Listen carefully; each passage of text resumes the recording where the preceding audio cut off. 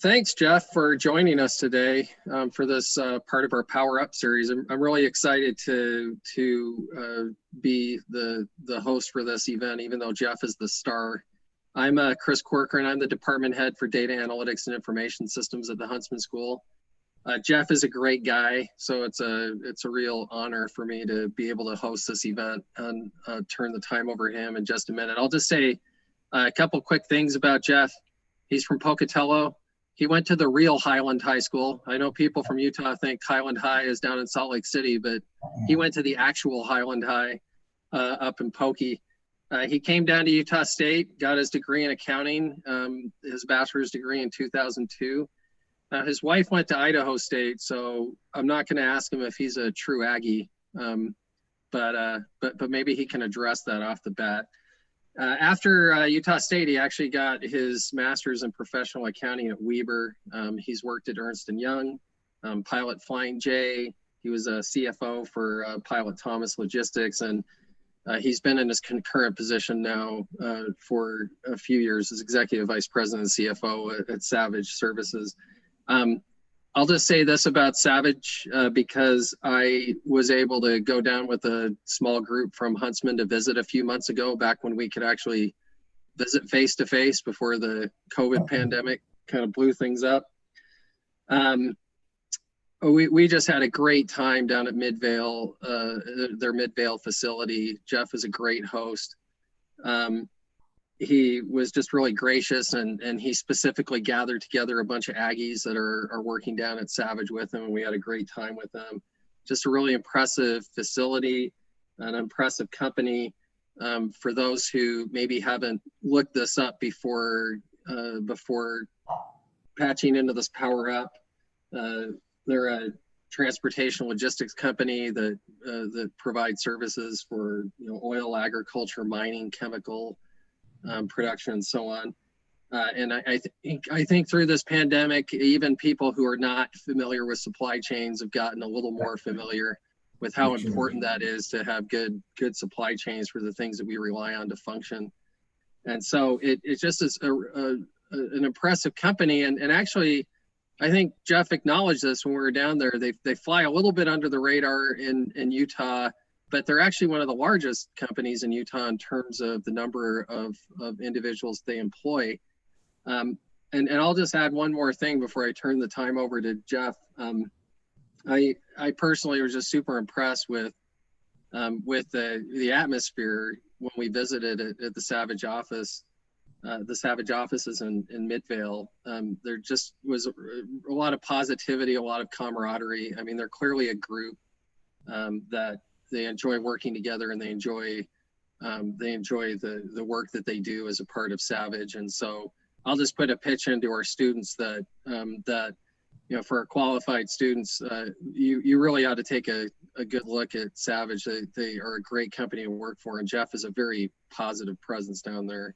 And so I just want to thank him again for hosting that visit, and thank him for joining us today. I'm going to turn the time over to Jeff. He has a presentation to share, and following that, we're going to leave a few minutes for some Q&A from the audience. So Jeff, take it away. I appreciate it. It's good to be with you today, and I appreciate the kind words.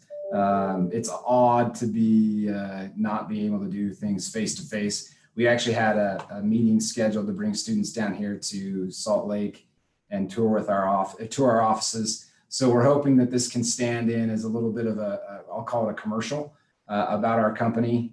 I would tell you that Savage is probably the largest company in Utah that you've never heard of. If we were a public company, we would probably be the fourth or fifth biggest company in Utah as far as published data is concerned. So it's a great business. I'm super proud to be here as a member of the team here at Savage. I actually am in my office. Because of the nature of the work that we do, our team has been deemed essential services across the entire country. And the senior leadership team here has been here to ensure that our team members know that they're supported. So if I'm smart enough to figure out how to share my screen, I'll get going on the presentation, run through a little bit on the company, and then give you some pointers on things that are important to me and things that I talk about frequently with our team members here in Salt Lake City.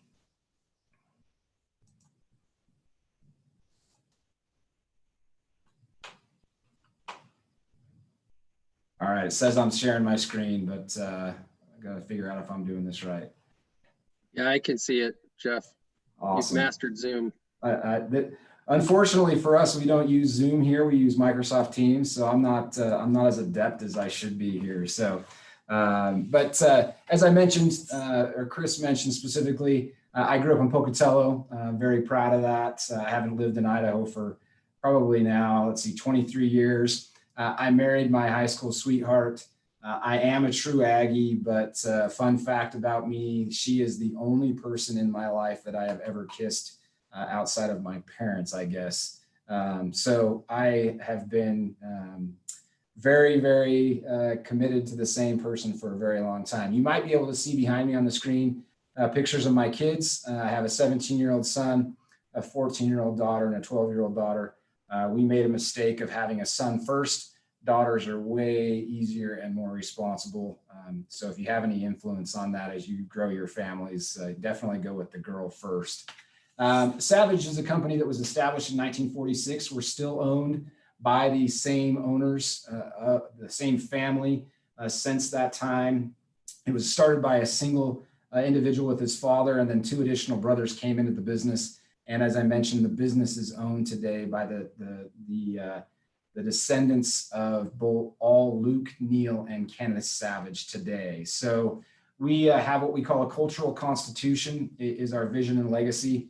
It basically teaches us the purpose of our business. And it's not just something that is what I would call something you refer to as a kind of a hot take.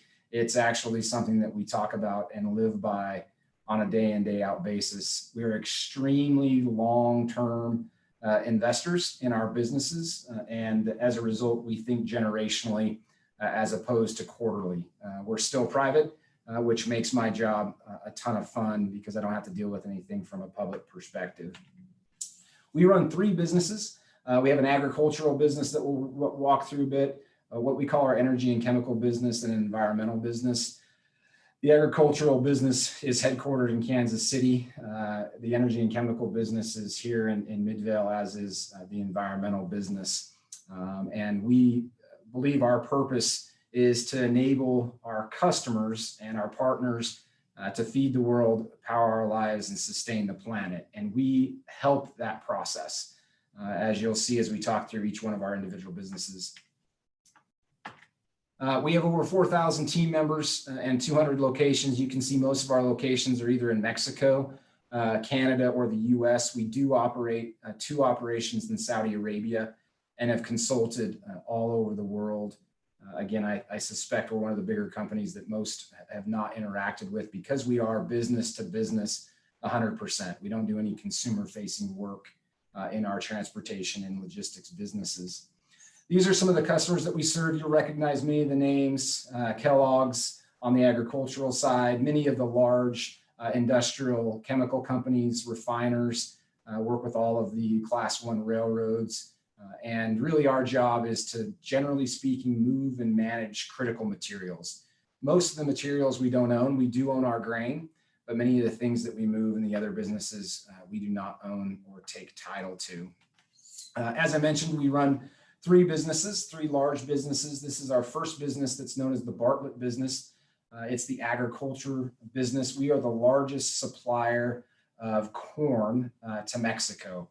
Mexico is not able to grow enough feed corn to essentially meet all their needs. We have about 20 facilities across the Midwestern part of the United States where we consolidate grain from farmers and load it up on what we call shuttle trains, which are big 100-car trains through the KCS, which is the Kansas City Southern Railroad, and rail that product down to Mexico.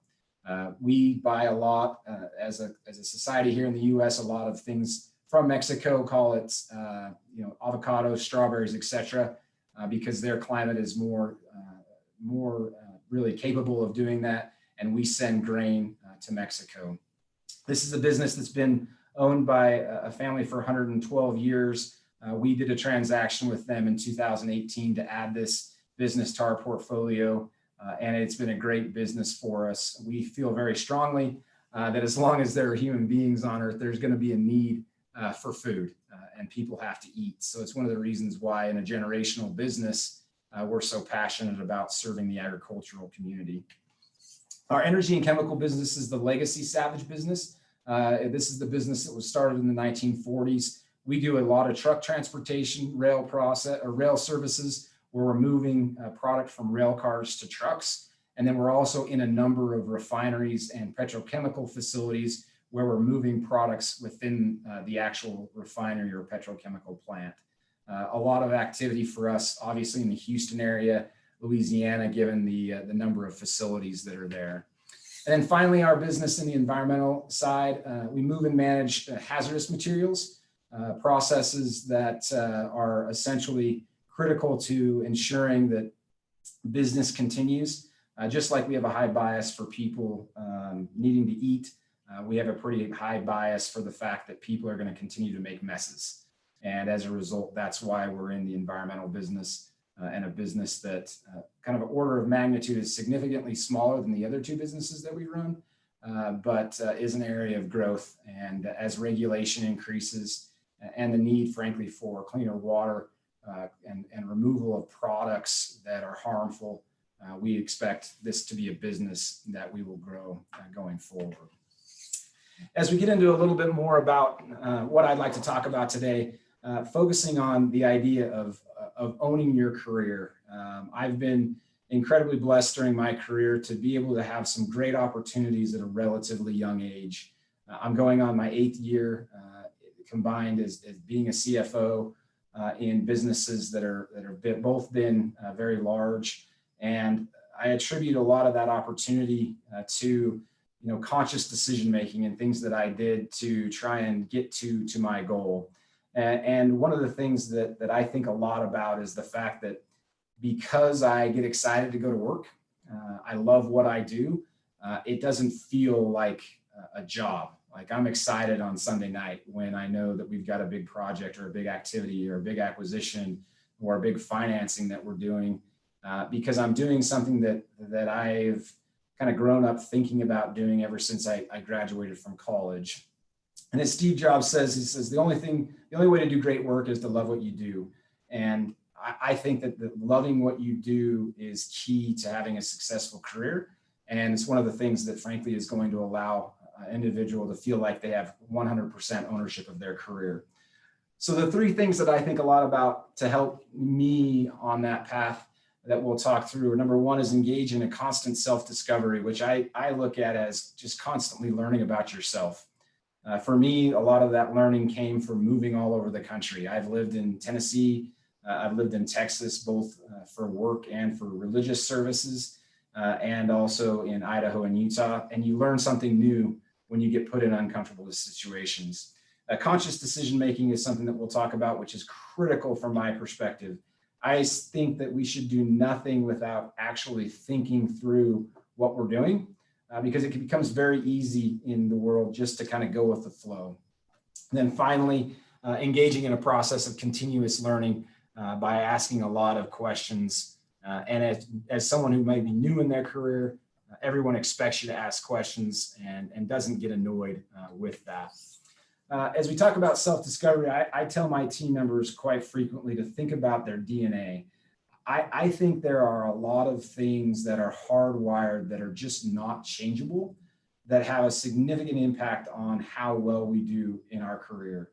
And being able to identify how you react to certain situations, what you can change, what you can't change, is critical. And for me, being put in incredibly tough situations early in my career, I was a part of Flying J when Flying J declared bankruptcy on December 22nd of 2008. That particular occurrence gave me a significant amount of experience when I was not incredibly old. And then when I moved to Tennessee, I was a part, I don't know if part's the right word, I was present when there was an FBI raid of the Pilot Flying J headquarters due to some pricing performed, kind of deceptive pricing performed by a handful of sales team members.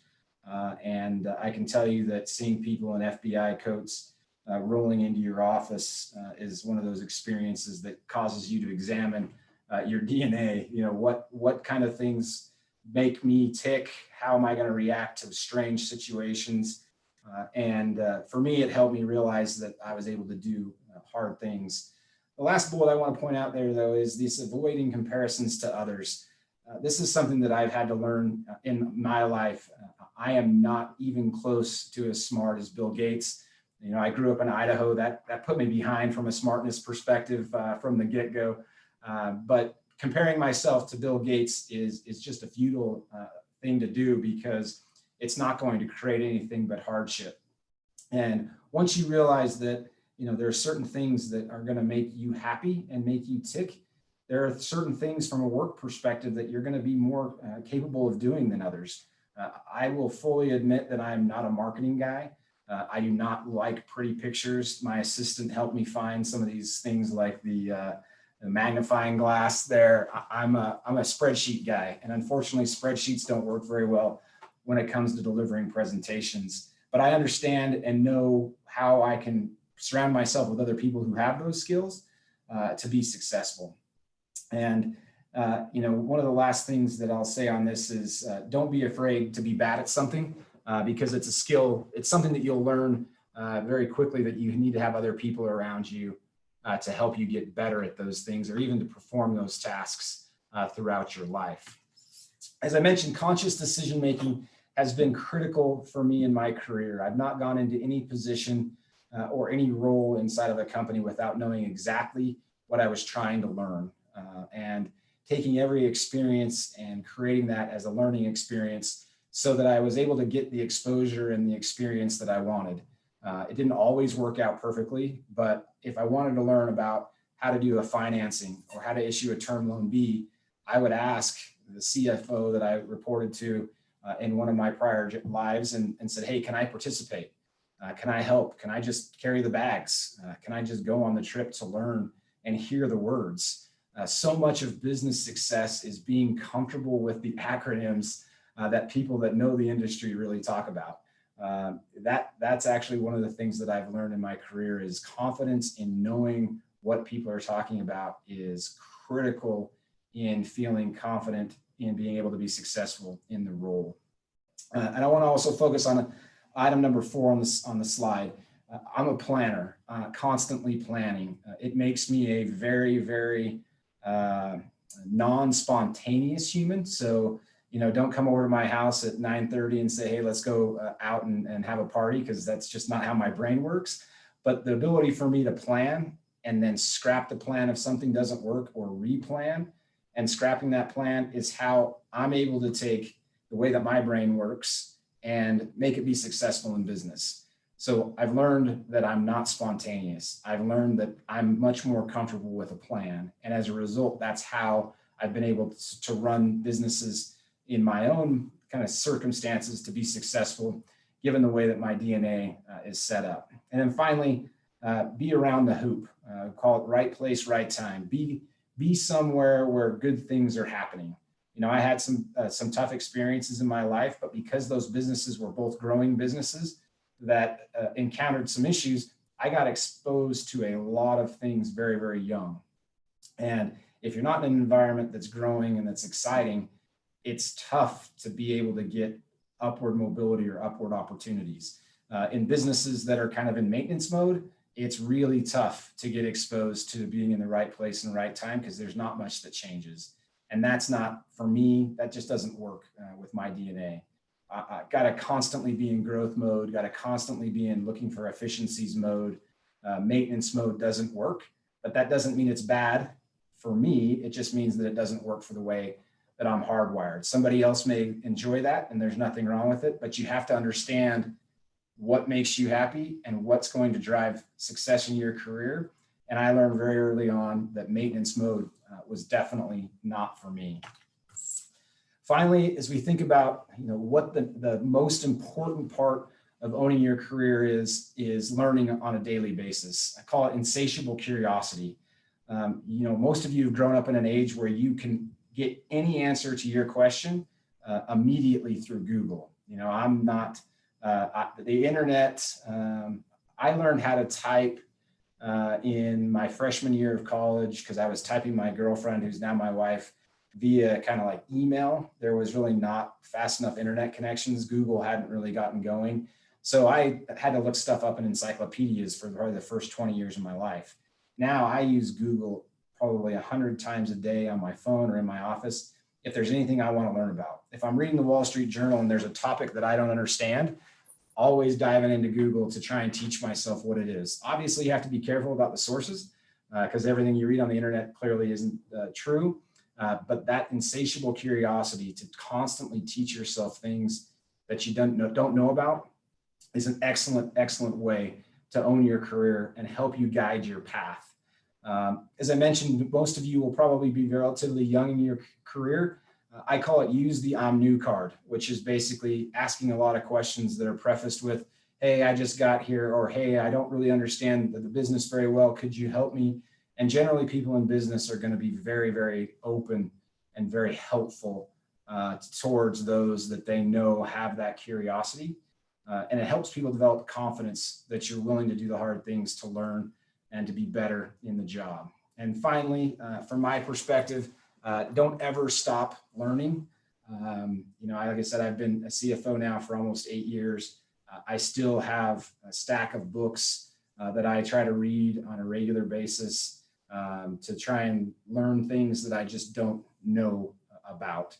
And there's so much information that the reality is that we can always add to our skills through learning. So make sure that you create an insatiable curiosity to learn things, use the tools around you, use the coworkers that you work around to ask questions, and don't ever assume that anybody's going to be offended by a question, especially early in your career.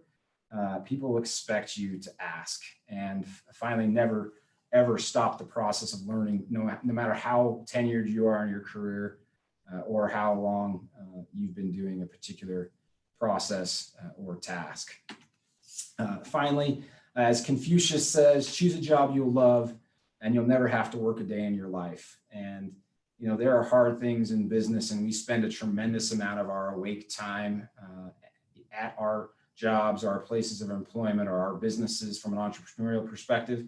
But doing something that provides you a tremendous amount of joy is so important as far as feeling like you're fulfilled and enjoying it. And if you're doing something that you don't enjoy, figure out what it is about you that you like and go and find those opportunities. One of my favorite things to say is life's too short to do something that you don't like. I feel very, very strongly about that. And appreciate the opportunity to spend some time with you today. And with that, I will open it back up to Chris to fire off some questions if there are any from the group. Hey, thanks so much, Jeff. That was awesome. Really appreciate that. We do actually have a lot, so we'll see if we can get through these in the time we have allotted. But one question that was asked about Savage's work is how has, speaking of supply chains, especially in agriculture, how has the pandemic affected the agriculture arm of your business or your services? Yeah, one of the things that we do is we have flour mills that create flour that generally goes into big manufacturing products. Ultimately through various suppliers. Taco Bell is one of our bigger customers. We don't sell directly to Taco Bell, but there's a number of those types of switches that we saw from, sit-down restaurants were bigger, whereas quick serve restaurants, restaurants that you can get delivery have now taken a lot of volume. And then you're also seeing a lot of people going to the grocery store more. So our business is increased a little bit on that side, but most of our product is delivered into kind of large scale manufacturing operations, as opposed to delivered to the grocery store in small, little bags. The pandemic, because we send so much of the product that we do to Mexico, it's impacted a little bit the market in Mexico, because the brewers, the beer manufacturers in Mexico were closed for quite some time. And a lot of our ultimate customers sell to the brewers. So that was a little bit of a slowdown. And Mexico, frankly, has not handled the pandemic particularly well. They have had more cases and more deaths, but our business is holding steady and doing very well. And we're bullish on Mexico. We think Mexico continues to grow, but they'll have some difficulties on the economic front as a result of the pandemic and what I would call some of their economic choice decisions with their president there. Thanks. Jeff, another student, and by the way, are you okay if we go over just a few minutes, or? Yeah, I don't. My next meeting's at 11:30, so that's okay. That's when I have to get back to call it my day job. Okay. Well, we won't go over by too much, but I just want to make sure we address some of these questions from students. Another student asked about internships. What kind of internship opportunities or programs do you provide through Savage? Yeah, so that's one of the things that we're trying to ramp up with Utah State students as a result of my relationship with the advisory board and a number of our Aggies here. We're trying to get more undergraduates. Typically, we did MBA students, and we're shifting to where now we're focusing more on undergraduates. I would tell you that we found there's a more willingness to kind of put in the time at the lowest level of the organization with the undergraduate students. So we will be spending more time at Utah State on campus, hopefully with the opening of the campus this next semester, and get people involved. Today, we do internships during the summer, mostly on the accounting side, but are trying to get more created internship-wise for operations, for people that are actually willing to start, in a facility where we're doing work, because the number one way to be proficient as a manager is to understand the work that your team members are doing. So starting at that ground level. So we fully intend to get more engaged than we have been before at Utah State. Obviously I'm biased, but there's kind of I call it a lack of ego and a hardworking nature that comes from many of the Utah State students, just given where a lot of our backgrounds are. It's not the big city. It's generally a hardworking group, and we need more of that at Savage. Thanks. Well, like I said, it looks like a fantastic environment to work. It was great to spend some time there myself. I think there are a few people watching who are interested in what you said, the kinds of things you said about continual learning. This is a rapidly developing world, and certainly in transportation and technology and so on. So let me frame this. There might be a couple of questions in here for you to answer. Okay.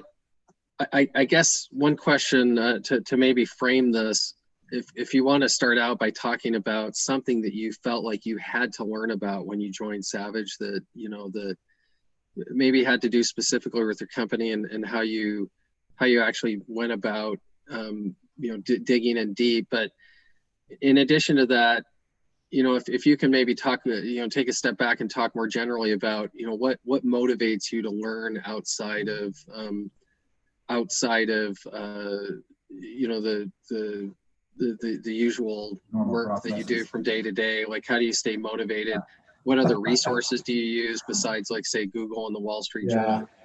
So the true answer to the question, as far as how I keep motivated to learn, is that I'm just a big giant nerd.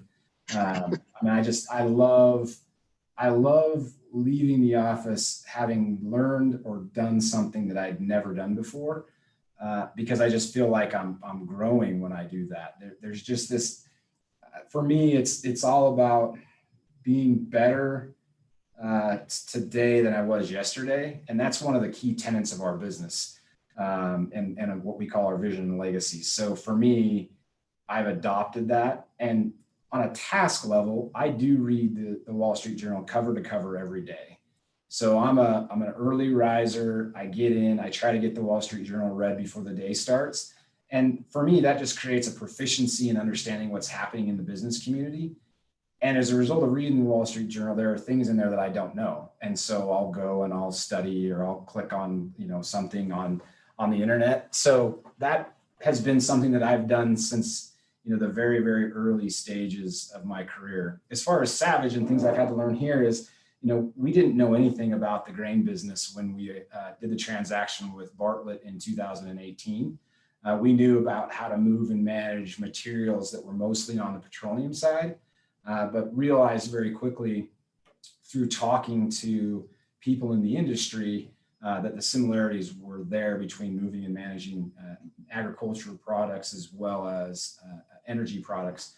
And so with that business becoming a part of our business, what I've done is to learn. I've established a very close relationship with my peer, who is the president of that business.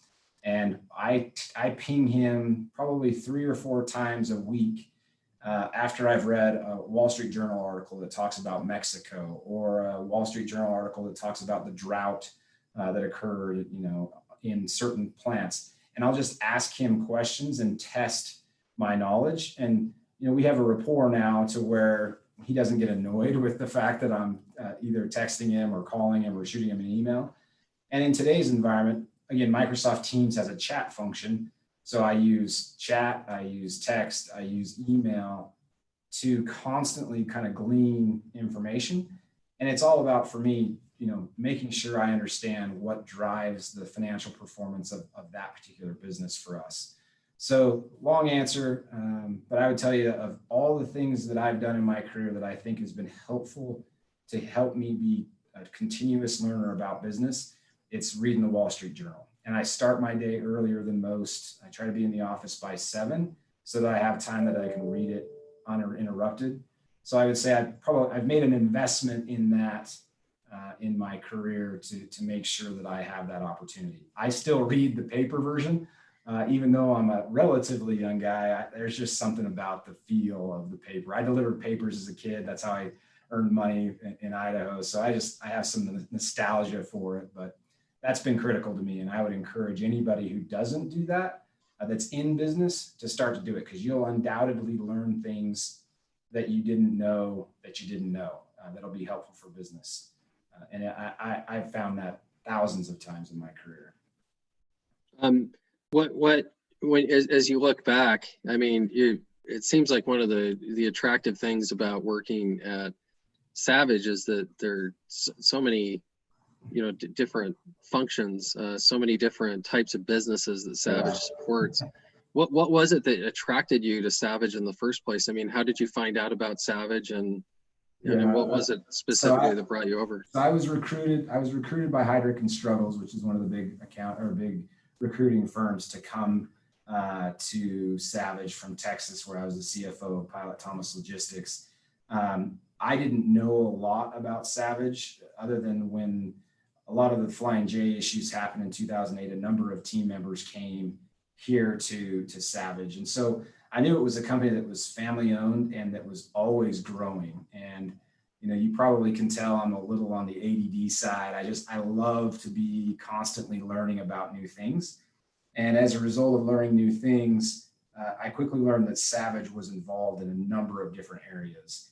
And it would provide me an opportunity to learn about each one of those businesses. And it was a business that's a unique business in that the family reinvests all the proceeds of the earnings in the business every year. And that's really unique. We're not funding lifestyles. We're not making anybody, have a massive house in Park City. We're running a business that's sole purpose is to continue forward for future generations. And that to me is unique to probably 99% of the businesses out there. That gives me the opportunity to constantly be looking for growth, both personally and also in the business. We've done a number of acquisitions. We've done a number of divestitures. We're constantly looking at how we refine our portfolio.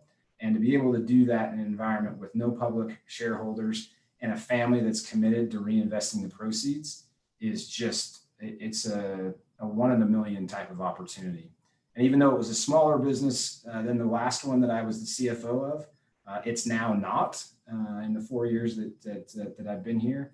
And that to me is, it's so fun. I get geeked up about coming to the office every day. I mean, seriously, what young man doesn't grow up wanting to play with trains and trucks, for one thing? That's right. It's way exciting. You probably see some cool equipment. Yeah, they don't let me close to it, as you can imagine.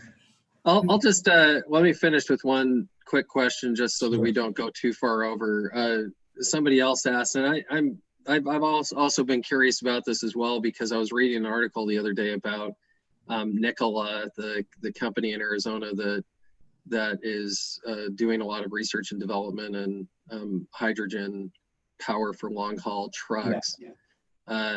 And so somebody did ask the question about kind of the future of green energy. How do you think alternative energy sources are going to change the logistics business, I guess, over the next 5 or 10 or 20 years? Yeah, so I started with Flying J in 2005, and Flying J, as most know, is a big truck stop enterprise. And so I was there in some form or fashion through the merger with Pilot until I came here. So I came here in 2016. So my entire career essentially has been in or around big trucks and big transportation sources. And since 2005, it's always been talked about that there is, the next change is just right around the corner. I would say that as a company, we are biased towards a decreased utilization of fossil fuels. So you saw that we did the transaction in 2018 for agriculture. That's one of the manifestations of our strategy, that while fossil fuel usage is going, we don't think it's going to go away to zero. We think it's going to slow down. And as a growth business, we want to be in areas where we can expect growth. Same thing on the environmental side. There's going to be a need to clean it.